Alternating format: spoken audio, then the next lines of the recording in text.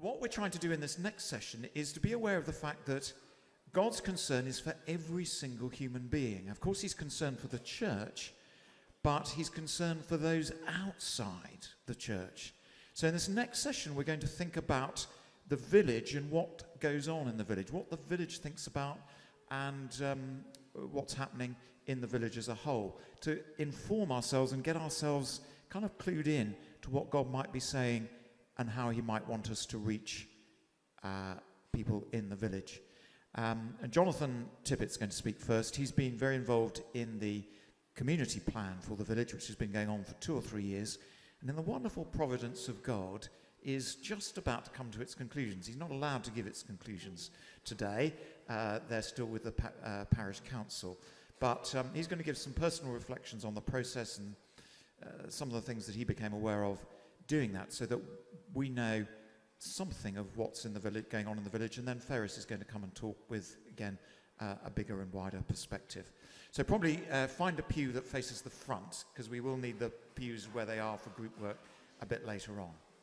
You hear me all right? This is a slight change of direction in a sense. I'm a chartered accountant by profession, and I like some numbers. Hello? Is that better? I'll say it again. I'm a chartered accountant. I like numbers. But I'm also a bit of an amateur historian as well, and I like history. So in my little presentation, I'm going to talk about some history of Grayshott, but I have to move very quickly as I've got a quarter of an hour. I'm also something of the amateur when it comes to Grayshott, I think, particularly I'm very conscious of my next speaker, who is very much the professional on the village and its activities. So just bear that in mind and bear with me as I make my presentation. So I will now make a start. When Maury asked me to address this conference today, it was based on 2 premises. The first was my involvement with the Grayshott community-led plan, which I'm going to call the plan. And secondly, that I've lived in the village for 30 years as of the 28th of February next year. And could I put some of the matters arising from the plan into historical context, as well as spending a few minutes taking a look at the needs of the village that have come to the surface during the course of the planned gestation. Well, it was at Matins last Sunday, when I was thinking about what I was going to say, that I was looking around this magnificent church as the choir sang Stanford's Te Deum, that it struck me that Grayshott is a village that has consistently punched above its weight. Take ourselves back to 1901, a year after the church was completed. According to Jack Smith's History of the Village, which I've got here, which was published in 1978, the population of Grayshott was 666, that's a worrying number, with a further 416 living in the part of the ecclesiastical parish that fell in the county of Surrey, a total of just over 1,000 people. It was a considerable commitment and statement of confidence in the future on the part of those who built this church to create such a space as we're in today for a village population of around 1,000 people. And at the time, the village had the vibrancy to sustain a pub, a full range of trades and businesses, to the point at which it was virtually self-sufficient. The growth of the village was helped by the fresh air and open spaces of Hindhead, was a magnet for the great and the good of the time, including Alfred Tennyson, George Bernard Shaw, John Tyndall, who was a leading alpinist at the time, as well as a very creative scientist, and Arthur Conan Doyle. Whilst being a busy place and being attractive to many as a retreat from the big city, the Grayshott area retained its rural nature of graziers and broom squires and the independence of mind that goes with those occupations, rather than the more feudal relationships that existed in the organised farming communities in the surrounding villages at the time. It was that spirit that took Grayshott right through the 20th century and up until today. When Liz and I were looking to move back to this part of the world from Bristol, the mother of a friend of Liz's suggested we looked at Grayshott because that's where she had her hair done. And she lived at Seal near Guildford at the time. Also, I had a client in Kent, and when he asked me in the late 80s where I lived and I replied, Grayshott, he said that's where he and his wife regularly travelled from Kent to eat at Wood's restaurant.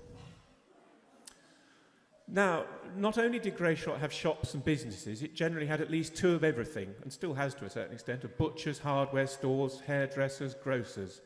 It was still surrounded by thousands of acres of open space in the hands of the National Trust. This open space is ideal for walking and riding. Nothing like it really existed around Bristol where we lived. You'd have to go miles down to the Mendips to be able to find a really open space. We couldn't afford Guildford at the time, where we were both brought up.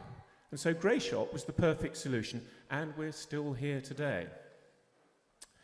Maury asked for reflections on how life has changed since we've been here. The quick answer is housing, traffic, and first slide, please, chestnut paling. Yeah, first slide. First one. Not that one, that's the third one. Shut your eyes, don't look at that one yet. No, that's the second one. All right, first one. That's the first one. Now, anybody who lived in the village before 1988, please don't answer this question. Can anybody guess where that is?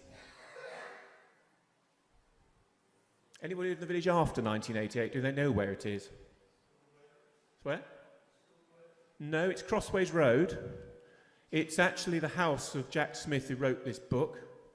It's now St Austin's. In fact, the house was called St Austin's.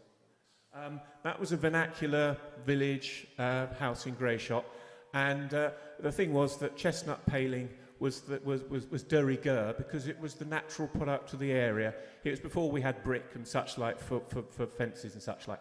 So that's the first point. There's been infilling of properties over the last 30 years, and I'm not going to go through them all, but there's just one example. Slide 2.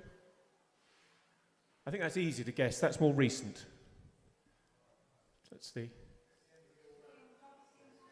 Yeah, that's right. It's the top of It's the top of Mert Road. It's what we call Jim's house, at the top of Crossways Road.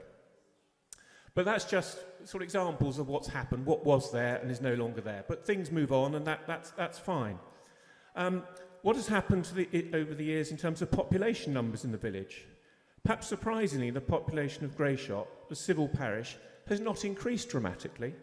The 2001 census recorded 1,053 dwellings and 2,305 residents. That's the accountant in me. In 2011, the equivalent figures were 1,118 and 2,305 residents, an increase of just 5%, and just really close to fourfold over the century before.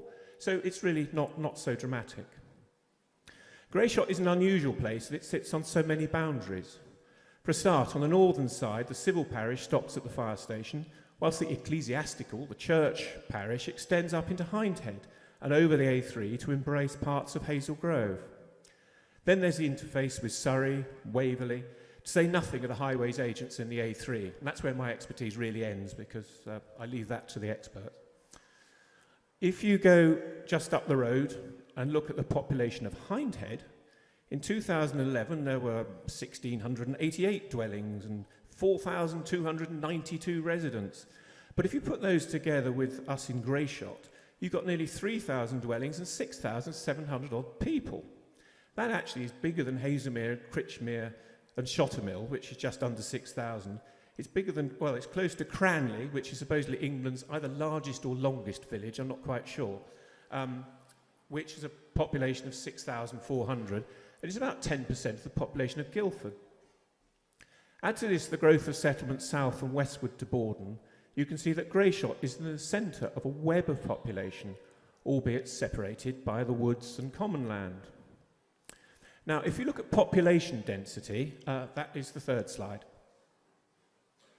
The population density slide is perhaps very interesting because, I have to move away from the mic now. In Grayshott, we've got a population density of 6.5 people per hectare. I'm not sure if we all stand in each hectare and count ourselves, but the point is, illustratively, that our population density is as close to Hazelmere at 7.6, which I think we may regard as a town, and nothing like that of Four Marks and Medstead, which you might believe in sort of Hampshire context are villages. So, if you like, we are in an area of dense sort of town-like population rather than the rural, agrarian, agricultural type of village. This brings me now, having looked at that sort of thing, this brings me to the community-led plan. On the face of it, Grayshott is a small village, experienced relatively modest population growth, benefited from robust community leadership from big parish, district and county councillors. So what on earth is the need for a plan? As many of you have contributed to the plan will know, community-led plans are an initiative started over 5 years ago by the Council for Protection of Rural England, who sought to encourage greater community involvement, shaping our villages and towns. Whilst plans have no statutory basis, they provide evidence and support to local authorities for new initiatives based on opinions canvassed from the communities themselves. Work on the plan started in 2011 and it is in the final stages of compilation, as Maury said, and is due to be released before Christmas this year. When it hits the floor, it runs to 100 pages, it lacks nothing in depth, and is based on the comments received from 242 people. The detailed findings are currently still being prepared, so I can't go into any depth on that, although some of the things I'm saying are sort of entwined within it. Having looked at the history of Grayshott and its position in the surrounding area, it can be understood that we are not an isolated settlement. The village and St Luke's faces challenges because we are in an area of denser population than it might appear at first sight. This is bringing urban-related pressures such as housing, volume of traffic, congestion, speeding and parking problems that will only intensify as the economy of the surrounding area continues to grow. With the opening of the A3 tunnel, journey times to Guildford have been cut in half, putting us in particularly easy reach of big employers such as the University of Surrey and the Royal Surrey County Hospital, except, of course, on those days, which are almost once a week, when there's an accident on the A3 at the Cathedral turn, and there was a lorry broken down at the Hogsback Junction this week, which meant it was twice as long as it always used to take. But the question remains, is Grayshott still a village or is it a town? Is the road up to Hindhead the Headley Road or is it the High Street? I've heard these terms applied in almost equal measures over the past year or so. So what are the implications for our church? Are we a small village church looking after village people and issues, or are we part of a wider and diverse community, increasingly being called on to be in touch with people of all faiths and no faith? Given the scale of the local community, is there scope for specialising in one form of worship, other churches specialising in another, or does Luke's continue to satisfy and please everyone? I will finish by quoting from the epilogue to Jack Smith's book. And remember, he wrote this 36 years ago. He writes, and I'm going to quote him verbatim, so bear with me, but it's worth listening to, I think. In this book, again, this book, an attempt has been made to trace in some detail, though not exhaustively, the development of Grayshott, its life and institutions, from early outlying hamlet of Headley Parish, remote from the present village, through to its growth and vitality of the last decades of the 19th century, and its formation as a separate parish, both ecclesiastical and civil, at the opening of the 20th century, to its strong development as an organised community in little over 70 years. We've seen how much it owes to those far-sighted residents who laid its foundations and to those who have succeeded them and continued their work. That Grayshott has and will continue to have serious problems cannot be doubted. Perhaps the most important in the immediate future will be the preservation, in the face of many pressures, of lovely countryside and its village characteristics. We may be confident that the spirit of friendliness and public service which have served it so well in the past, will continue unabated in the future. Full stop. Thank you for listening, and I think there's much to discuss.